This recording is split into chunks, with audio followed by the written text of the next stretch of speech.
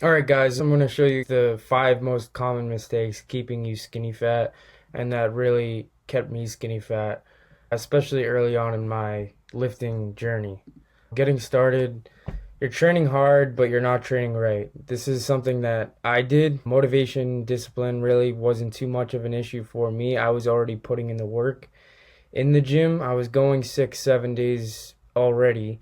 I just hit a plateau after my first year and didn't really get stronger. I wasn't sure exactly what to do. I know chasing a pump is a common mistake as well. I used to do the same thing, go into the gym, try to get the biggest pump, thinking that was going to get me the most results, but that couldn't be further from the truth. I fell under the category of feeling like I knew everything, but I didn't. I was stubborn and I felt like my genetics was the only thing holding me back and that I was doing everything right already. Next is what our main focus should be, right? Fewer sets, more effort per set. A big mistake is people chasing volume, doing more, thinking that's going to get more results. What you should do is push harder on fewer sets and focus more on quality. Doing this is going to lessen the amount of fatigue, allow you to recover more, get stronger week to week, and overall grow more muscle, which is obviously the goal of trying to build a good physique. And perfect form. You should have perfect form. There's no reason to fall anything less than perfect. Once you perfected your form for a specific exercise, hitting the target muscle most efficiently, using a full range of motion, good tempo, the only thing that should change is the amount of weight and reps that you're doing. Your form should stay consistent no matter how hard the set gets week to week so that when you add weight or reps that you're actually progressing.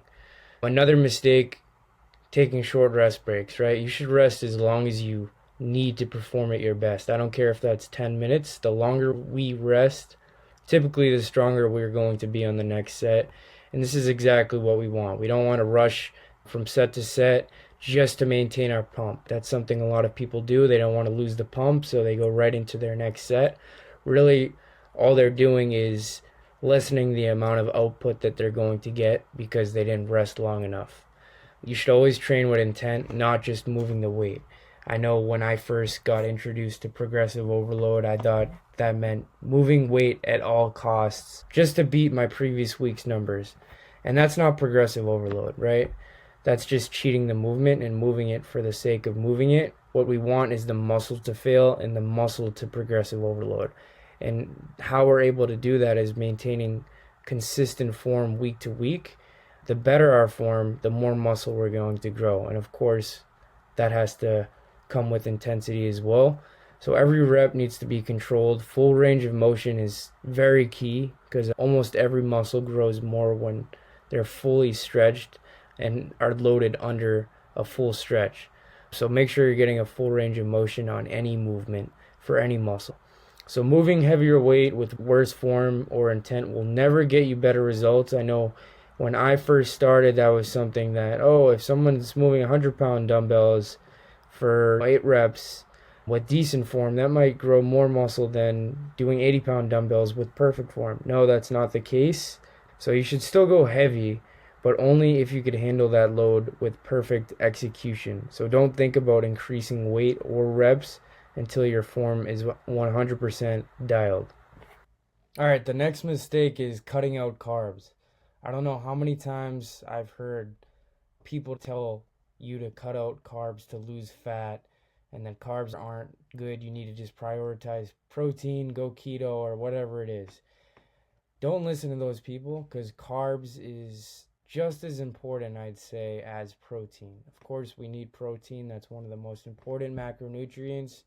We need fat for hormone function, but carbs are very important. And if you want to build a good physique, you're going to have to prioritize high carbohydrates.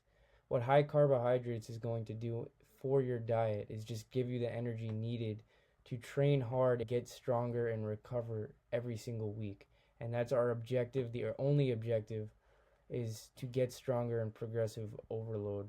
Having a lot of carbs in our diet is going to be a great tool for helping us to get there.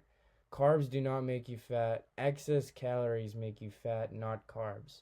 Carbs fuel your training, and not having them or not prioritizing them is going to worsen your energy levels, which again is going to worsen your output in the gym. If anything, prioritizing carbs, when losing fat is actually more important. When we're trying to lose fat, we're in a calorie deficit, right? So our recovery is limited and not as good as when in maintenance calories or in a surplus. We need to prioritize carbs, especially around our training and especially pre-workout, whether you're on a bulk or a cut, but especially a cut. Your recovery is limited from limited amount of food. You don't have to cut carbs to see fat loss. When people see initial weight gain from eating carbs, it's just mostly water. Having more carbs in us is going to make our body hold more water. Another reason why cutting carbs works for some people is just because any junk food has carbs. If we just don't eat junk food, then we're probably going to lose weight. But that doesn't mean we should avoid carbs entirely. We should prioritize things like rice, potatoes, sourdough bread, etc., especially pre-training. That's going to give us the energy needed to train and fuel our sessions. Next mistake is heavier weight equals more gains. We should still go heavy, but only as heavy as the weight we can control in a perfect form. A lot of people have no business moving up in weight because they haven't even perfected their form using a lighter weight.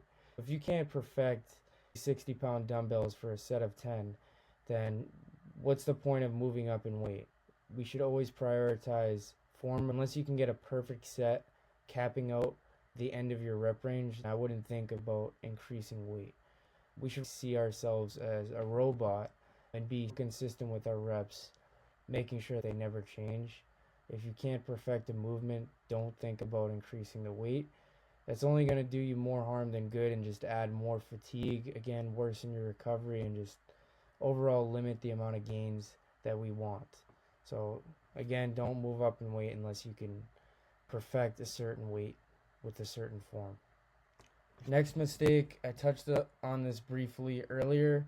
Shorter rest breaks equals more intense. A lot of people think resting for a shorter amount of time, feeling that burn is really going to drive muscle growth because a lot of old-time bodybuilders used to preach that. And we've learned a lot since then.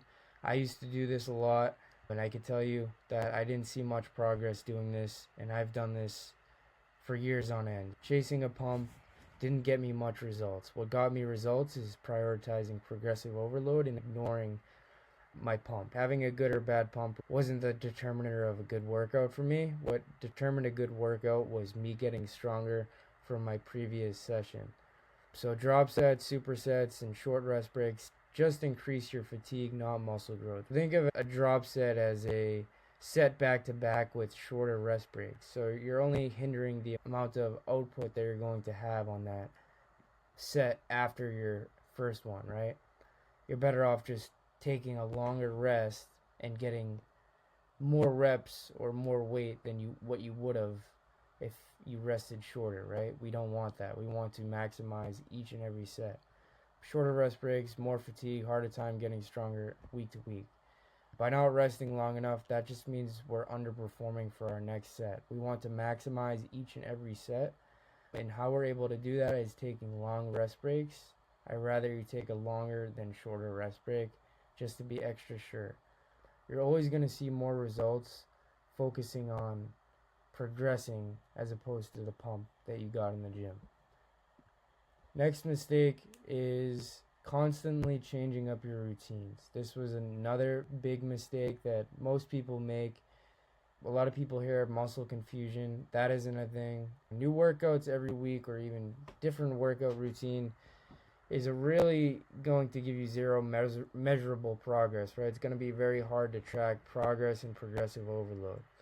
So it's very important to stick to the same exercise and the routine for at least months on end. That way we can gauge how strong we're getting and see if we're actually building muscle. Sit down, program your week, the sets, the reps, and the exercises, then stick with that for 2 to 3 months. You must progress every single week, even when cutting. If you're not, your program needs to change. This is where a lot of people don't take their physique to the next level because they don't know what changes to make, right? They stop seeing progress, they hit a plateau, and they blame their genetics or other problems that aren't actually the issue. There's so many different things that go into it. But if you're struggling with any of these mistakes, then definitely fix them, because that's what's going to keep you skinny fat, is listening to any of these 5 mistakes. But if you're also someone who wants to have someone in your corner to take your physique to the next level and give you that guidance and all the information needed from someone who has 8 years of experience, so that you hopefully never need a coach again for the rest of your life, then fill out my form and I'd be happy to see if I could at least help you.